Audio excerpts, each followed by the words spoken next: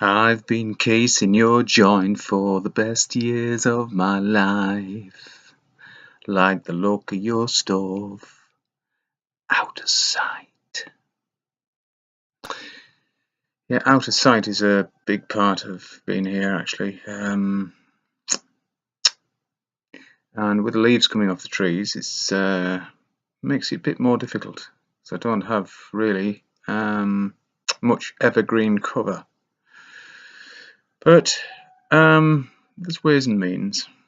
Anyway, it's the 1st of November. It's very pleasant out there. It's certainly not cold, and you can go around as I'm dressed now outside. It's fine, just a t-shirt and a jumper or sweatshirt thing, whatever it is.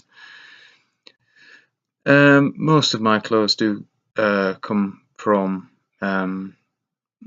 charity shops or charitable people bypassing the charity shops and just give them straight to me, as was this, my t-shirt. Underpants I draw the line at, I'll buy those new, and usually socks as well.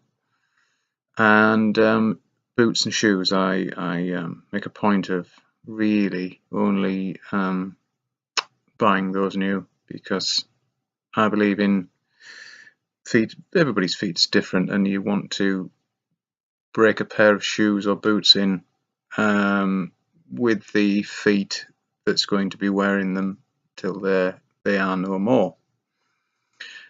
Just my opinion. But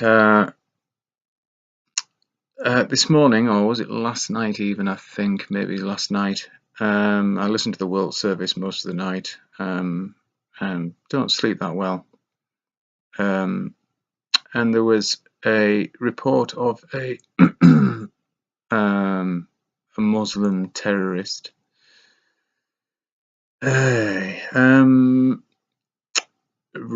people down with a pickup. It couldn't have been anything like the pickup I used to drive. I think people will get fair warning. Anyway, Allah Akbar, or whatever they propose to shout. God is great, in other words. Well, he can't be that great, can he? If he's allowing you to do that, you arsehole. But I don't think it's real. But the thing that really got to me was it was in New York, and then they started saying, and we haven't had any terrorists attacking in this area since the Twin Towers were hit by planes. Well, if they still think that really is a thing, if they think that is true, this is the BBC I'm talking about, then I don't anyway, but I don't hold any faith in those people for delivering the truth to the general public. Because if they really knew what went on there, and I think a lot of them will do, just like many of them would have known about Jimmy Savile and did nothing about it.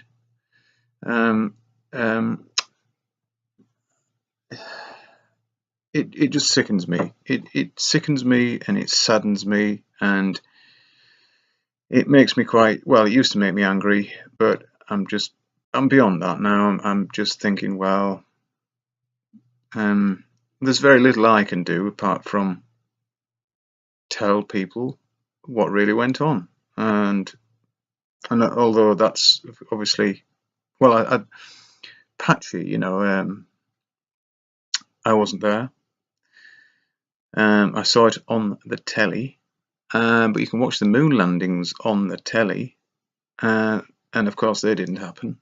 But the planes that crashed into the towers, no, that didn't happen. So what else was bullshit? Well, the planes that were supposedly hijacked on that day you've got to, well, first of all, the one that supposedly crashed into the Pentagon, and the Pentagon being the most defended area on Earth, and yet they could allow that to happen. Well, they didn't allow it to happen. This is the point. They made it happen. And it wasn't a plane. A plane's wreckage would have been strewn all over the and around the Pentagon. But no. There was some planted piece of garbage. But the hole that was made by whatever it was certainly not the size of the hole that would have been made by the plane if a plane had crashed into it. The other things about all this is that the workmen had been, I think they'd been working on that area of the Pentagon for months, and so why did it crash into there? Because they'd stored all the records of some, so all the cover-ups that they'd been doing over the last few decades, probably stuck in there. And so, whoops, the plane's crashed. When I say plane, it's not really a plane, but a missile blew it all up, and that was that. Now, the lady that crawled out of the hole, and I think she was admitted to hospital on that day, said that there's no way that the plane, it was a plane, so she had to be silenced somehow. I don't know how they got to her, but they did. If you want to see some footage, now let's not forget that it's bristling with CCTV cameras around all that area, and if you want to see the plane crashing onto the Pentagon lawn and into the building, none of the CCTV cameras will show you that. Just that alone would or should ring alarm bells to anybody in the BBC, but no, they either bury their heads in the sand, I'm not listening, or they're complicit. Well, they're complicit anyway if they do that, because they're supposed to be journalists, and journalists are supposed to get to the bottom of come on, I have watched many Rockford Files episodes, and Jim Rockford, he wouldn't have allowed this bullshit to go on. He would have got to the bottom of it. And that is what journalists are supposed to do. They're like private detectives. They look into and then report on. And they're not working for an individual like Jim Rockford would be, usually. They are working for a regional or national newspaper, or a national or regional television or radio station. Therefore, they can reach a great many people. And that is the problem, of course. How many independent journalists do we have now? I don't know. Probably none. And if we have some, their work is filtered, and only the bullshit is published or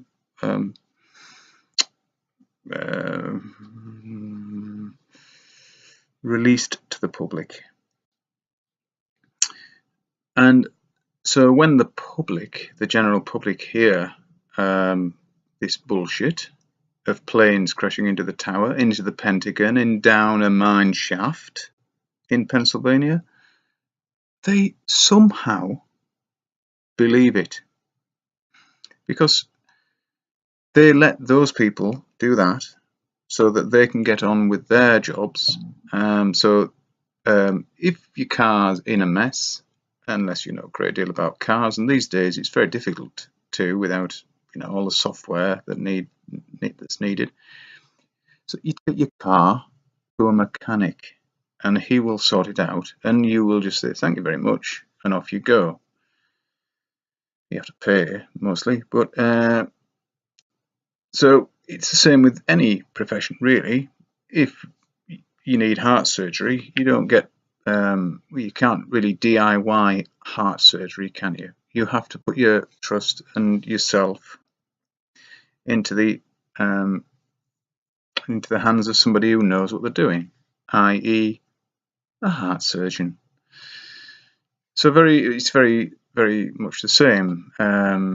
Reporters, journalists, private detectives, they all do a job, and we don't have to do that job.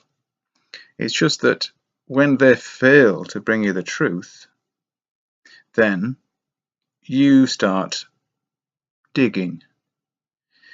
And when I dug, I found out that 9/11 was a massive, just a film, just an excuse, of course, to invade the Middle East. And how they tied Iraq to this, God only knows. I still can't understand why people would accept the fact that they went into Iraq and Iraq didn't have anything to do with it. Afghanistan, well, they didn't either, but what they wanted over there, of course, was the poppies. They wanted to seize control of the opium production, and then and what happened after they did, after 2002, when they went in there into into Afghanistan, the poppy fields increased, I think it was 100-fold. And heroin flooded Europe and America, and probably other places, I don't know. Oh yes, of course, Russia. Russia got a great deal of heroin, and some people in Russia would have blamed the capitalism, the falling of the wall, and the breaking up of the Soviet Union for allowing heroin to come into their countries. But, well, okay, if you want to look at it like that, but the heroin has to be there in the first place to flood anywhere. And where did it come from? Afghanistan, mostly. And the Taliban, they have such a bad press, the Taliban, and they are maybe fundamental, I don't know. But what I do know about them is that they used to burn the poppy fields. They used to burn all production that they could of opium and thereafter heroin. And they could see the harm it does, of course. It's not something that you would introduce to somebody you love, heroin, or at the dinner table with your family. Oh, I've just got some heroin. Would anybody like some? No, it's a socially crippling drug. It's so addictive that you would literally sell your own grandmother to get the stuff.